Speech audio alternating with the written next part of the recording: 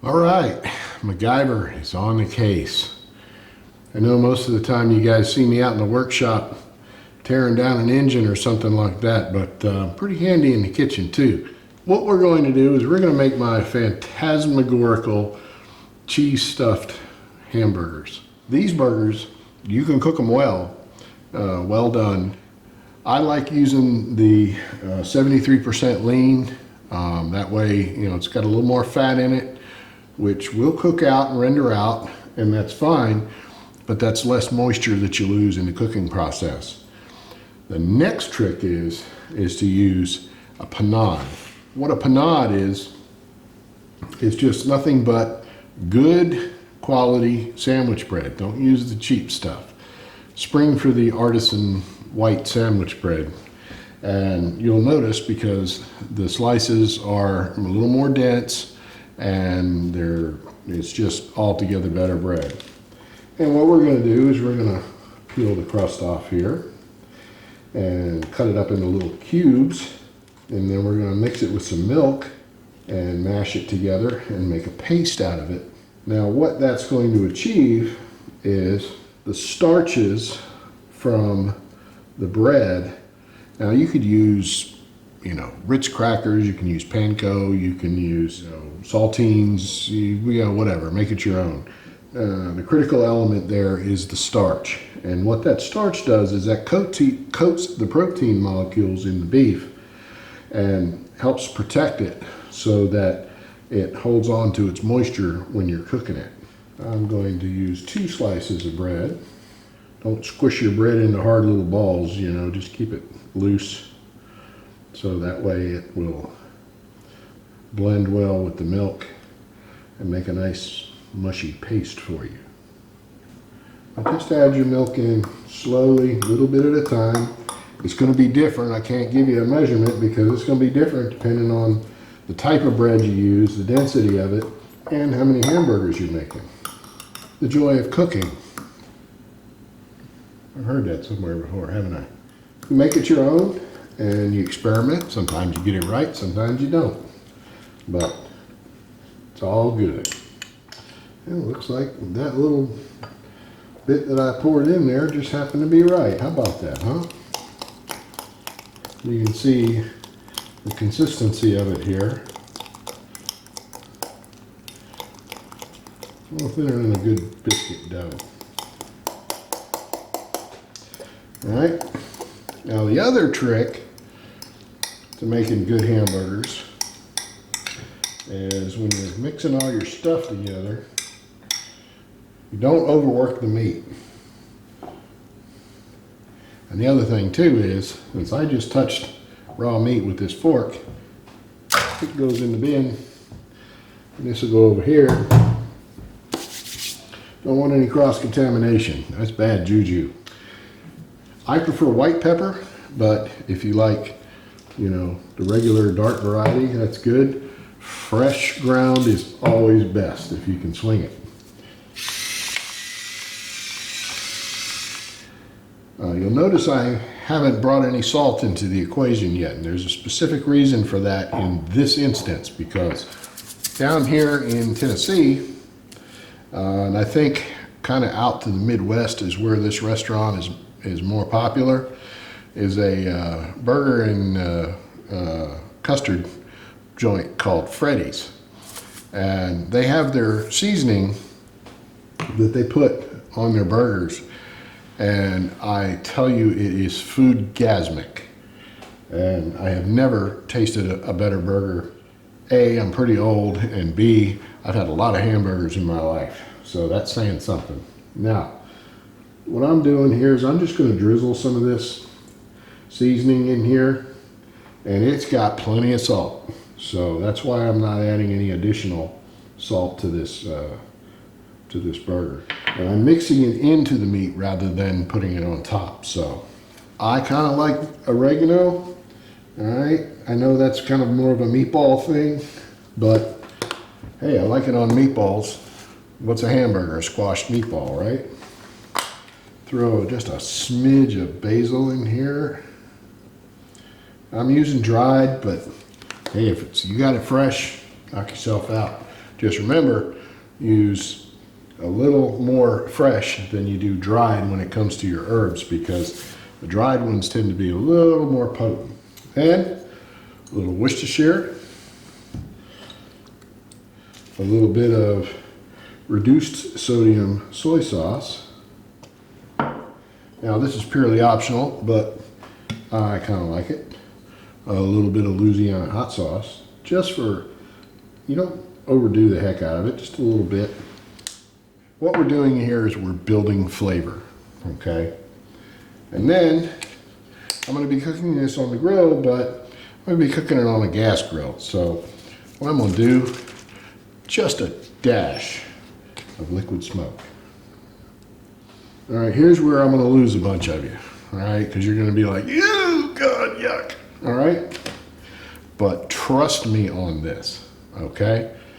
A smidge of anchovy paste. And what this does is this wallops your meat with a ton of what's known in the trade as umami.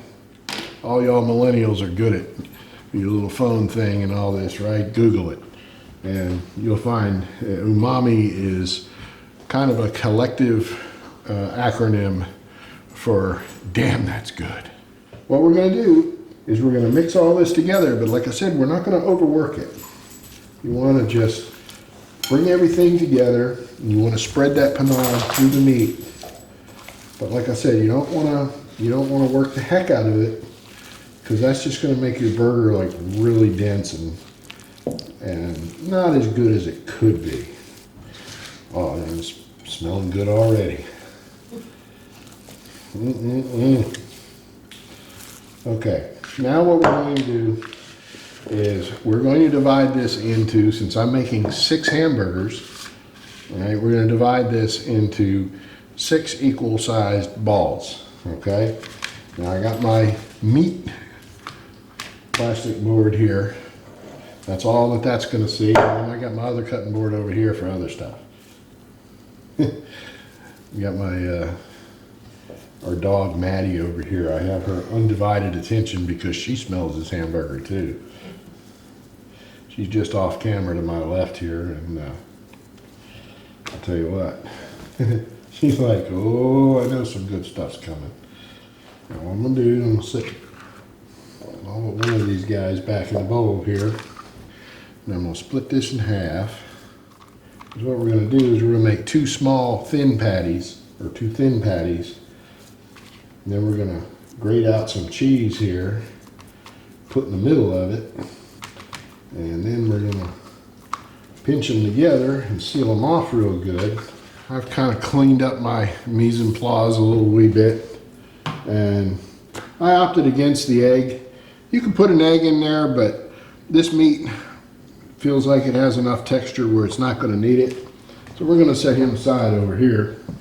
Now, the cheese. Now, I prefer a good Tillamook sharp cheddar, but you can use any kind of whatever your favorite cheese is. It's reasonably melty. And I'm gonna grate some of my favorite cheese here. I always recommend that you go ahead and grate your own cheese off of a block, because the pre-shredded stuff that you get in the bags, while it's certainly convenient, they're covered with either cellulose or some other kind of nonsense in there, and it can throw your food off a little bit. I just don't care for it. How much per burger? I don't know, man. You're a cheese fiend? Grate the hell out of it, and when you run out, eat the rest, or run out of burgers, eat the rest. I don't know. Let's see. We're gonna do probably, I'm gonna say 4 good grates per burger. Yeah, that ought to do. The other thing is, off camera, you haven't seen is that I probably washed my hands about 4 times now since the beginning of this video. So I have non-meaty hands, but I'm fixing to go back to meaty hands here. So what we're going to do, we're going to take some of our cheese. We want to make sure that we have it like 1/4 inch of a gap around the edge of the burger, and we need to be able to seal the edge around them. I'll take my next patty here and smush it out a little bit bigger than the base here. That way we have something to kind of curl around and seal the edge of that burger so we don't have a cheddar blowout, if you know what I'm saying. And you'll see, because you're going over that heap of cheese there, that even though I made this patty considerably bigger than the one on the bottom, it's just right. And then I'm going to pinch and roll around the perimeter here. You'll notice I'm spinning my cutting board around. These burgers are so moist, they'll stick. And there we go. That's one pretty patty, isn't it? Yeah. So now I have 6 wonderfully delicious looking patties stuffed with Tillamook sharp cheddar. We'll cover these and put them in the fridge. All those spices and seasonings and everything are just gonna incorporate into that meat. It's gonna meld, if you will. And when I fry these bad boys up on the grill tomorrow, oh yeah.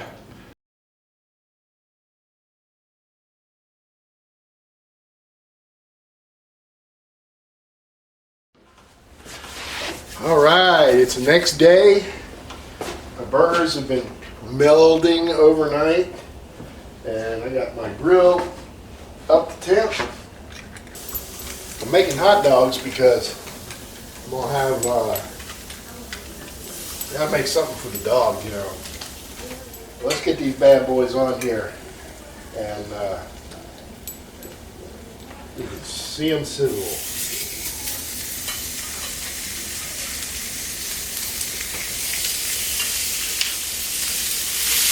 Now we'll get rid of that right there.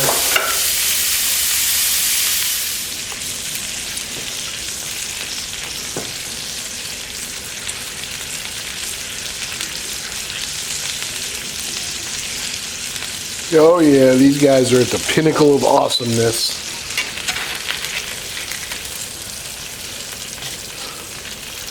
These guys on the plate.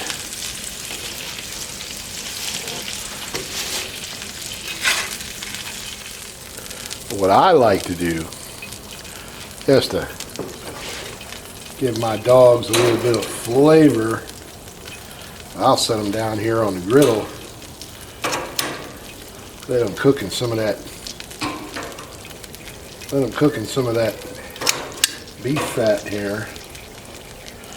And these babies will taste good.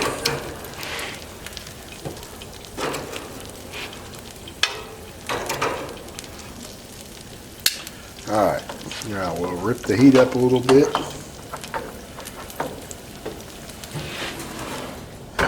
Let them hot dogs cook for a minute. Let those hamburgers rest. Woo, them hot dogs are looking good.